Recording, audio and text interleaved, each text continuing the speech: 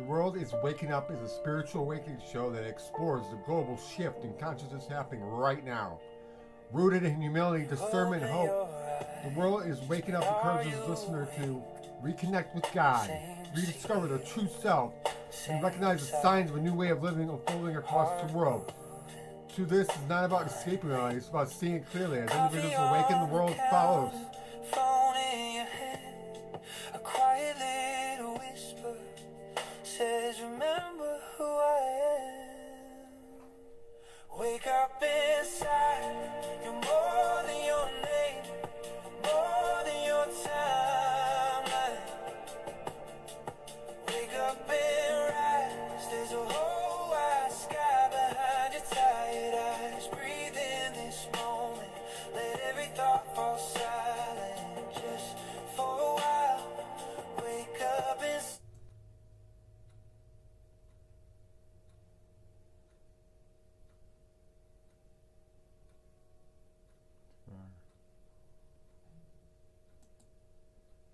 That's a separate question, though, of whether or not there is something behind our existence. I mean, so we believe that the universe started with a Big Bang.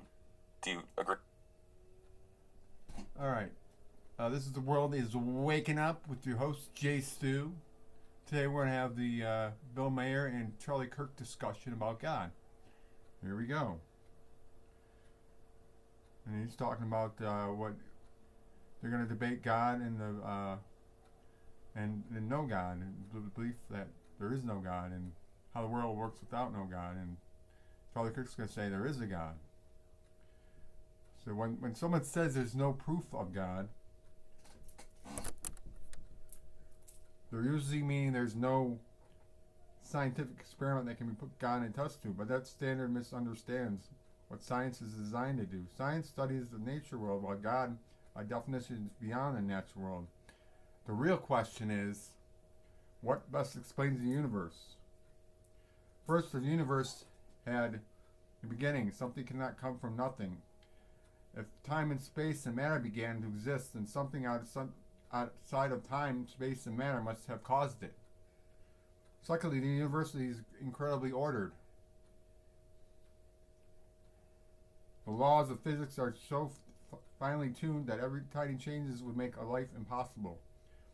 Order and design typically point to an intelligent designer, not a random chance. Third, humans have a deep sense of right and wrong. We instinctively know things like love, justice, and mercy matter. If the universe were purely random, mortality would just be personal opinion, yet people everywhere believe some things are truly good and others truly evil. Finally, Christianity makes a historical claim centered on Jesus Christ.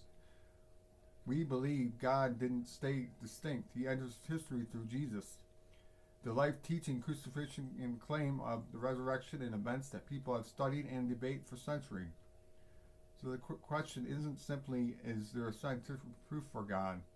The deeper question is, what explanation best accounts for the origins of the universe, morally human consciousness, and the life of Jesus? So here we go. Read that? Yeah, but that's not the beginning of things. That's just the beginning of what the known universe is. The big question is, what was before that? And we believe it's a right. being, a God. That's right. That's always, that's a constant. And look, I mean, you know, the misnomer about atheism is that we say, oh, there's no God. No, we just say we don't know. As Richard Dawkins always says, there's theism, which is belief in gods, and they used to believe in many, and then it got to one, and we just believe in one less. So there's just not how would you differentiate that from agnosticism? There is. So, for to answer your question, for millions of people throughout history, the answer has been clear. God is real, and faith in Christ makes sense in the world we live in. So here we go, back to the discussion. Okay. That's another thing that's bullshit. No, I don't. I'm just asking. I'm a just good saying, faith question. No, I think a lot of atheists think that. A lot of people on my team with this, they have that view that, you know, don't split hairs with the atheists and the agnostics. It's like, we're on some part of, I don't know, and I'll never know, so I really don't think about it a lot. I don't get up for church. I try to be a good person because I just think intrinsically it's good for society. It's good for me to be a good person as much as I can. And I don't need the threat of the pitchfork in the ass to do it. Can I ask a question? So how well, but you even acknowledge, though, that some people act better if they feel as if they'll be judged. There's the my creation argument. Everything that begins to exist has a cause. The universe began to exist. Therefore, the universe must have cause outside of time, space, and matter. That points to God, the Creator. Boom. Moral argument. If there is no God, then objectively morality doesn't exist. But we all know some things are truly wrong. Murder, abuse, injustice. If real moral law exists, there must be a moral lawgiver behind them. Okay, we're going to go a little bit through this a little bit more. You're watching The World is Waking Up with your host, Jay Stu. Next, we'll go into the Jesus agreement after we see a little bit more of this. Eternal. Totally. Okay, no, that's a big admission. But yes. How do you think society best determines what is good? That's a great question. I mean, isn't that what government is always wrestling with? What your meeting, I thought, was a great window into the whole liberal world that shows the Donald Trump that I know and that I've gotten to know, which is, and I just thought it was hilarious when he was, asking you about Iran, right? He'll ask anybody about anything. He loves asking people's opinion. He listens more than he talks. Right. He'll solicit opinions. I know it blows people's minds when we say this. Well, it also blows our minds because then he doesn't do the right thing. Sometimes he does. Sometimes he does. The embassy to Jerusalem. I gave that whole list. I also gave the list of you things that are horrible: disappearing people and ignoring judges and gutting the government with glee. This tariff thing that even the conservative press has turned off on. So, yeah, it was just honest down the line on both sides. Do you I just told you what I saw, and good for you. And didn't. And I just told this to Harvey Levin on his show. I'm proud. I looked him in the eye and said, "You're scaring people." I'm proud. I looked him in the eye and said. How did he react to that? I know, but see, that's the thing. I said that the night I gave it. I said, "You're scaring people. Why do you want to scare your own citizens so much?" And I know everybody wants to know what he said. And the truth is, I don't remember. But it wasn't. What kind of drugs were you guys doing that night? But it wasn't. Okay, I'll stop. Good one. Okay, then you would have remembered. That I would have remembered. So I have no illusions that my dinner with Donald Trump is going to change the nation. But to the haters, it's just like, as opposed to what? Not engaging at all. That is their. It's either me or Gretchen Whitmer with the binders in front of her face. I mean, I feel like I did it better. I went in there. I didn't give 1 inch on what I believe, or saying to his face what I believe. But I told the truth about how he's different in private. Do you think what do you think about the idea? You going, here's how I would frame it. You going to meet with Trump would be the equivalent of Biden inviting me over for dinner. Meaning, is that fair? Absolutely. Okay, I don't want to put words in your mouth. Absolutely. Why do you think Biden or Obama wouldn't do that and Trump did? I mentioned that too in the thing. I said, you know what? You did. But I said, because look, this was kind of a guy's dinner. And Donald Trump is a man of a certain age, of a certain way of life. I just think he's comfortable with the guys. And I also think he loves his wife more than is let on. But he just likes being with the guys. And it was a guy's dinner, and we just had a good guy's time.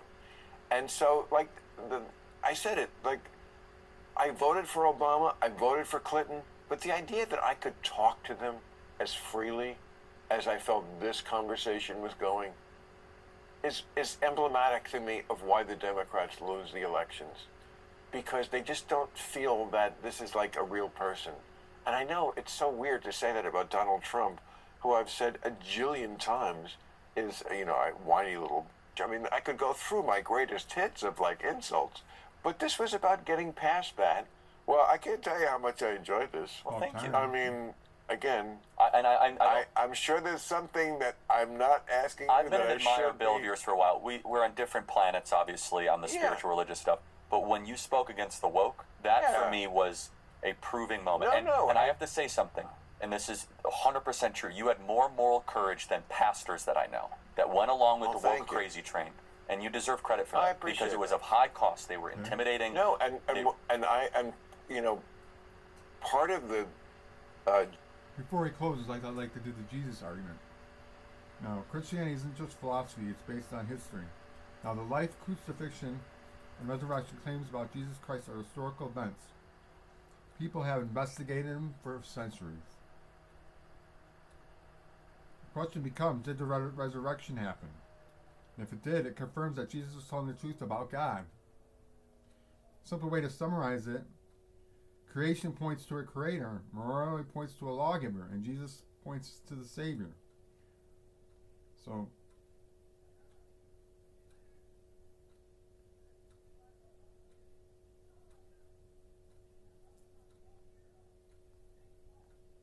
that's all I have to say. So, this is Jay Stu from Waking Up, and we'll conclude this with the last of our Charlie Kirk's talk with Bill Maher. Thank you, and have a blessed day. joy of doing that because it's such an easy target, and they're so terrible, and they combine bad ideas with a bad attitude. So when I see somebody, as I've seen so many videos of yours, where you're just taking them down, and you do it like Edward R. Murrow. I mean, you just can destroy them. If I agree with you on the premise, it is a pure joy to watch that. Thank you. Yeah, it is. And I know you don't think you're doing a giant service for the Democratic Party, but you are, because until we get rid of that shit, they're never going to win another election. I agree. They're not going to take political advice from me. No, but they might from me. They could. And they should. But Not the 10%, but that's 10%. I mean, that was the good news about this Trump dinner thing. Like, the people who hated me before, it didn't go up. I looked into it. It's the same 10%. but they're very loud. They're very loud, but that's it. And I, as FDR once said, I welcome their hatred, because they're just, first of all, they have no integrity. They don't. My work is easy because I use ClickUp. Here's how I keep track of all my tasks. I start by brain dumping everything I need to get done in a list view. Next, I set a priority and a due date to keep things on track. I create custom statuses to organize my progress exactly how I want it. I like to add the Present the full argument. They just cherry pick. I mean, everybody does it to everybody, so I'm not saying I'm unique here. But that is part of the problem of our discourse, is that everybody just wants to forward their narrative. No one is really interested in the full truth. Just the truth. Just give me the truth. And that's the crowd I'm going for. Yes. And to be honest, when I go to these campuses and we're drawing these huge crowds, in some ways, we're benefiting from the ways that the old school comics would benefit on college campuses, because we're saying the stuff you're not allowed to say. Like, Charlie we Kirk. are the rebellion type energy. they must be so thirsty for it. Of course. And like They're kids. Yes. It's like innate that they want to be. Here's something that's not politically correct. Yes, and you think about it, it's like you're a guy on a college campus at any one of these tour stops we're going to, right? Boise State, University of South Carolina, Oklahoma State University. And they are constantly in this bubble of, if I say one wrong word, I could have my entire career ruined. If I say the wrong joke, if I laugh at the wrong thing, if I use the wrong pronoun, they're living in a totalitarian environment, a cultural totalitarian one. Okay, you're gonna have to stay a little more because I want to ask you about this, because now you got me on colleges, and that's been one of my big No, we got to talk about this. that's been one of my big targets. Big time. I mean, it was in my book, it was in my special. I called them the mouth of the river from which all the nonsense flows. It is the Wuhan laboratory Was for my the woke. Yeah, I probably got it from you. I did. I said, if ignorance is a disease, Harvard Yard is the Wuhan wet market. Yes, that was my yes, joke. I got it. exactly. Now we can say Wuhan lab, but yeah, that's right. Okay. And Well, he makes sense Trump's in some going things, after but- the colleges now. which I fully support. Yes. Yeah, but as always with his shit, it's like it's not exactly legal the way he's doing it. You know, it's coercive. It's I get Well, that. somebody has I to am do it. behind the feeling of it. I'm not sure this is the way to roses, do it. buddy. But the feeling of it, yes, they have become places that, and this is again one of your big bailiwicks. You know, this is one of the places you really got to. I think this has helped you get where you are. They have become places that are two things: not really interested in teaching, just getting a point of view on the world Mind into the control, kids' heads, so which is better not than mind the control way it for was kids. when I went to college at all. And also just very anti-Western civilization. Completely. And this is Western civilization. And you live in Western civilization. You're soaking in it. You're enjoying it. Yes. All the things that make your life, and especially the life of minorities and oppressed people better, Yep. come from Western civilization. Rule I'll of give amen to law, that. scientific inquiry, freedom of speech, democracy, all the things, women's rights, gay rights, All of it. all of it is Western civilization. And the question is, how do you extirpate that from universities without, I mean, going after the research money? It has nothing to do with it. It does and it doesn't. I mean, so, first of all, you're right. Let's just start with our agreement. Colleges have become a place where they want everyone to look different but think the same. Their idea of diversity is like, okay, we Right. look at the yearbook photo and everyone has, Exactly. race diversity. Everything has to look like Angelina Jolie's Christmas card. But they all think as if they're at the Democrat National Committee meeting. Right. There's no diversity of thought. There's no heterodox opinion. They tried to get Western civilization taught at Stanford. You know this story. Well over 15 to 20 years ago. And they removed it. They removed it from the core curriculum. Really? I'm going to be honest. These places have to be basically burned to the ground. They're We'll say that this is, metaphorically. Okay, metaphorically. Yeah. Well, Meaning, look, take Harvard. So you say the research money. First of all, they take 10 to 15% of that in overhead. Why does Harvard, with a $50 billion endowment, need $2 billion in research Got money? funding. Just that's Got hard. funding this Same college That's a with hedge government fund grants. with a college attached. Right. That's not a university. Right. All right. I mean that's something completely different. Stanford, $40 billion endowment. Yeah, Yale, $35 billion endowment. Well, now And we're look, getting some of this into research is wokeism. awesome, and I got to All agree right, with you. Some of it they Christian, should do a case by case I'm gonna end it basis. here, guys. Thank you. This is But the world. a We're lot of it, waking though, up is with this the woke Space stuff Stew. that would take your breath away. Well, I mean, thank you, research into Charlie, for all you transgender do. mice. I mean, it was just We love you. the U.S.